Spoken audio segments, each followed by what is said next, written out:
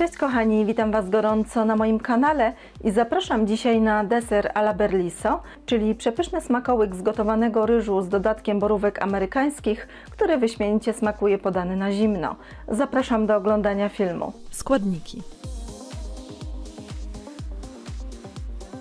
W garnku zagotowujemy 1,5 szklanki wody. Do wrzątku dodajemy szczyptę soli oraz ryż i gotujemy go na małym płomieniu do momentu, aż wchłonie całą wodę, często mieszając.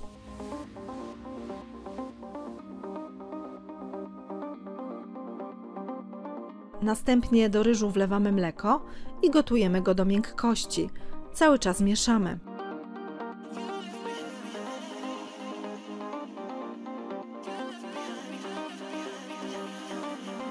Ugotowany ryż zdejmujemy z ognia, dodajemy cukier oraz śmietanę kremówkę. Wszystko dokładnie razem łączymy. Garnek przykrywamy pokrywką i odstawiamy na 10 minut, po czym dokładnie studzimy. Wystudzony ryż schładzamy w lodówce około 30 minut. Pucharki napełniamy ryżem.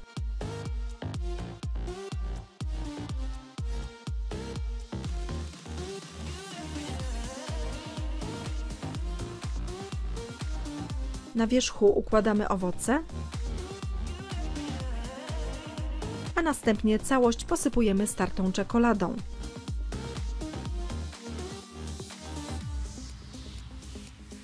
Tak przygotowany deser dekorujemy miętą lub melisą i od razu podajemy.